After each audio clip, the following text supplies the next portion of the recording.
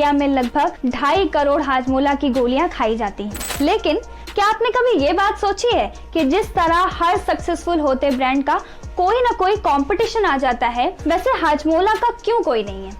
आखिर क्यों है ऐसा कि कोई नई कंपनी चाहे भी तो इस बड़े ब्रांड को टक्कर नहीं दे पाती? ये सब जानेंगे हम आज की बिजनेस केस स्टडी में, जहां हम बात करेंगे इंडिया के काफी सक्सेसफुल प्रोडक्ट हाजमोला के बारे में और देखेंगे कि कैसे आप इनकी मार्केटिंग ट्रिक्स अपने बिजनेस में लगा उसे भी इन ऊंचाइयों तक ले जा सकते हैं। तो इस सीरीज को सेव कर लें और शेयर करें अपने दोस्तों के साथ। और हाँ, कुछ सीखना हो तो पूरा एंड तक देखना।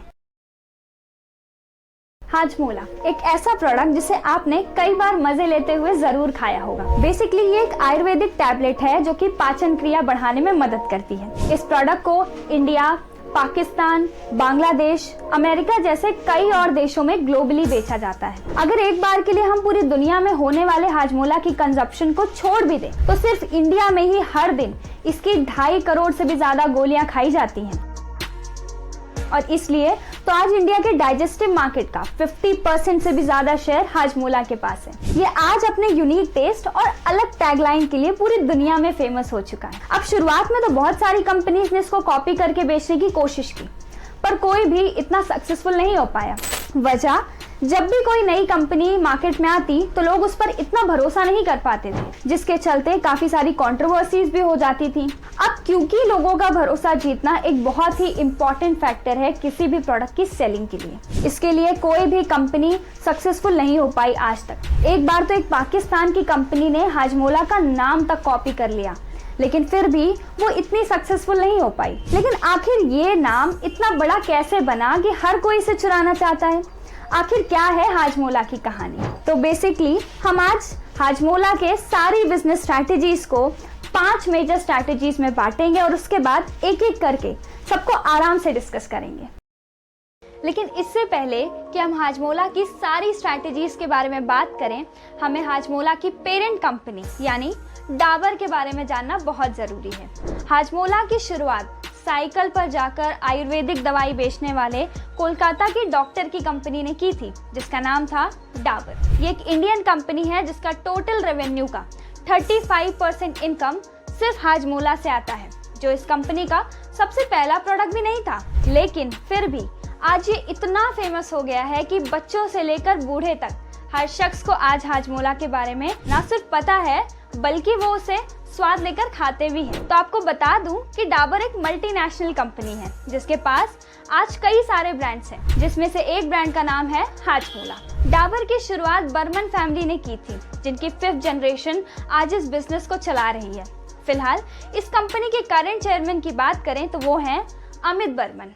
एक ऐसी चीज जो इस कंपनी को बहुत ही खास बनाती है वो है इनकी मिक्सचर ऑफ चेयरमैन। ऐसा कई बार देखा गया है कि फैमिली बिजनेसेस में ज्यादातर सिर्फ फैमिली मेंबर्स को ही बड़े पोस्ट पर रखा जाता है, पर डाबर के साथ ऐसा नहीं है। कंपनी ने फैमिली में पैसों को लेकर लड़ाई होने के चलते काफी सारे अच्छे टैलेंट्स को दुनिया भर से हायर किया, जिससे कंपनी को पूरी दुनिया में एक नाम मिल पाया, यानी कि कंपनी अपने नाम को पूरी दुनिया में स्थापित कर पाई। फैमिली ये बात अच्छे से जानती थी कि अगर वो सिर्फ फैमिली के हाथ में ही कंपनी को रखेगी तो वो पूरी दुनिया में फैल नहीं पाएगी। ऐसा करते वक्त फैमिली मेंबर्स ने ये भी ध्यान रखा कि कंपनी का कंट्रोल किसी और के पास न चला जाए, इसलिए कंपनी के 68% शेयर्स अपने पास रखे और बाकी के पब्लिक कर दिए। आज भी कंपनी के अहम डिसीजंस और पूरी बजट प्लानिंग यही करते हैं और पूरी दुनिया से पैसे भी लेते हैं। है ना ये कमाल की बात? अब वापस से हाजमोला पर आए तो हाजमोला को डाबर के 2nd और 3rd जनरेशन ने शुरू किया था। इससे पहले शुद्ध वर्धक चूर्ण नाम से बेचा जाता था। फिर बाद में 1950 में डाबर ने इस चूर्ण को टैबलेट के फॉर्म में बेचना चालू किया, जिसका नाम हाजमोला रखा। अब इसका नाम भी कोई ऐसा ही नहीं रखा गया था, इसके नाम के पीछे भी एक कहानी थी। दरअसल बात यह थी कि हिंदी में डाइजेस्टिव सिस्टम का मतलब होता है पाचन तंत्र, जिसे हाजमा भी कहते हैं, और इसी हाजमा शब्द से हाजमोला का नाम रखा गया। ये उस समय की पहली आयुर्वेदिक टैबलेट थी जो कि इतनी जल्दी इतनी ज्यादा फेमस हो गई थी। डिमांड को देखते हुए इसे पूरी दुनिया भर में सप्लाई किया जाने लगा। अब क्योंकि मार्केट में इसकी डिमांड इतनी ज्यादा थी तो इसे कई सारे ब्रांड्स ने अपने नाम के साथ कॉपी करके बेचना चाहा, पर कोई भी डाबर के हाजमोला की तरह सक्सेसफुल नहीं हो पाई। अब भला कोई इन्हें कॉपी क्यों नहीं कर पाया, आइए जानते हैं इसके पीछे की स्ट्रैटेजीज। जो सबसे पहली स्ट्रैटेजी डाबर ने अपनाई थी वो थी न्यू टैलेंट्स को मौका देना। हाजमोला की शुरुआत भले ही 1950 के बाद हुई, लेकिन डाबर एक ऐसी कंपनी थी जो उससे काफी साल पहले से रन कर रही थी। हम फर्स्ट। डाबर का नाम उन कंपनियों में हमेशा से शामिल था जो कि नए नए बुद्धिमान और कारीगर लोगों को अपनी कंपनी में शामिल करती थी। और क्योंकि पूरी दुनिया से विद्वान लोग कंपनी के लिए मार्केटिंग स्ट्रैटेजी बनाते थे, यानी कि प्रोडक्ट को कैसे बेचना है, तो इसलिए प्रोडक्ट को बिकना ही था। और ये कहना गलत नहीं होगा कि एक अहम वजह है जिसकी वजह से डाबर आज अपने रियल टाइम रेवेन्यू से 20 गुना ज्यादा प्रॉफिट कमा रही है। डाबर ने बाहर से आए लोगों को उनकी बुद्धिमानी और तजुर्बे के आधार पर अपनी कंपनी के बड़े स्थानों पर स्थापित किया, जिसमें से एक नाम पीडी नारंग का भी है, जो डाबर में पिछले 20 साल से काम कर रहे हैं और उन्होंने कंपनी को सक्सेसफुल होने में काफी सपोर्ट किया है। अगर दूसरी बिजनेस स्ट्रैटेजी पर आए तो वो है प्राइस कंसिस्टेंसी, यानी कि एक ही दाम पर टिके रहना। आपको बता दूं कि 1980 से पहले जब हाजमोला अपने बिजनेस को अपने परिवार के द्वारा चला रही थी, तब ये हाजमोला को छोटी सी शीशी में भर के बेचा करते थे, जिसे खरीदना हर किसी के लिए मुमकिन नहीं था। अब हो सकता है कि आप ये सोचें कि आखिर ऐसा क्यों होता है। इसलिए क्योंकि इंडिया एक प्राइस सेंसिटिव मार्केट है, यानी कि देश में गरीबों की संख्या ज्यादा थी, इसलिए लोग एक बार में ज्यादा पैसा खर्च नहीं कर सकते। और क्योंकि शीशी महंगी थी तो लोगों को खरीदने में काफी दिक्कत आ रही थी। इसी चीज को देखते हुए जब 1980 के बाद नई मैनेजमेंट टीम ने कंपनी को चलाना शुरू किया तो कंपनी ने हाजमोला को पैकेट में बेचना शुरू किया, जो कि सिर्फ 1 रुपए से होता था, जिसमें 6 गोलियां आती थी। और इस पैकेट को अजय देवगन की एडवर्टाइजमेंट के थ्रू पूरे देश में फैलाया गया। तेरी मेरी सबकी भोला हाजमोला।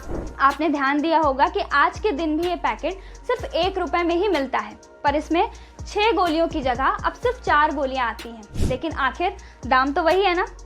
आज भी गरीब हो या अमीर, हर कोई हाजमोला को आराम से खरीद सकता है। तीसरी बिजनेस स्ट्रैटेजी है मल्टीपल टैगलाइंस। टैगलाइंस एक ऐसी चीज थी जिसने हाजमोला की लोकप्रियता को कभी कम नहीं होने दिया। जब से ये कंपनी शुरू हुई तब से लेकर आज तक ये अपने टैगलाइंस को बहुत अच्छे से यूज करती है। खिलाओ खिलाओ, हाजमोला से बचाओ। सबसे पहले जब ये कंपनी शीशी में अपने टैबलेट्स को बेच रही थी तो इन्होंने टैगलाइन को चटपटा स्वाद और घटपट आराम रखा था। इसे 1989 में एक एडवर्टाइजमेंट के थ्रू पूरे देश को बताया गया। पर क्या आपने ध्यान दिया कि आज के टाइम में हाजमोला की टैगलाइन क्या है? अगर आपको नहीं पता तो वो है डाबर हाजमोला, करे खाना कंप्लीट।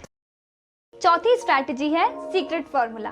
जब भी आप YouTube पर सर्च करेंगे कि हाजमोला कैसे बनाया जाता है तो आपको काफी सारी वीडियोस मिल जाएंगी, पर जब भी आप उन वीडियोस के थ्रू हाजमोला को बनाने की कोशिश करेंगे आपको हाजमोला जैसा ओरिजिनल स्वाद नहीं मिलेगा। अगर कॉपी करना इतना ही आसान होता तो आज बड़े बड़े ब्रांड्स इनको कॉपी करके काफी सक्सेसफुल बन सकते थे, लेकिन हाजमोला ने ऐसा नहीं होने दिया। उसने अपने फॉर्मूला को दुनिया भर से सीक्रेट रखा, जिसके चलते कोई भी उन्हें कॉपी नहीं कर पाया। आज इनका सबसे ज्यादा पावरफुल और फेमस फ्लेवर है हाजमोला रेगुलर। इसके अलावा भी हाजमोला ने अपने काफी सारे फ्लेवर्स को लॉन्च किया, पर जितनी सक्सेस उनके रेगुलर वाले फ्लेवर को मिली उतनी किसी को नहीं मिली। रेगुलर के अलावा इनके और फ्लेवर्स हैं जो आज मार्केट में अवेलेबल हैं। वो है पुदीना इमली, चटपटी हींग, चटकोला और अनारदाना। पांचवी और आखिरी स्ट्रैटेजी जो इन्होंने कंपनी की शुरुआत से लेकर आज तक अपना रखी है वो है प्रॉपर मार्केटिंग। कंपनी ये जानती थी कि किसी भी प्रोडक्ट की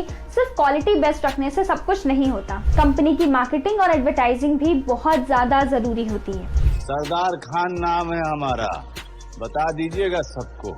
इसलिए कंपनी ने शुरू से ही बड़े बड़े लोगों से अपने प्रोडक्ट की मार्केटिंग कराई, जिसमें कपिल देव, अजय देवगन और अमिताभ बच्चन जैसे बड़े नाम शामिल।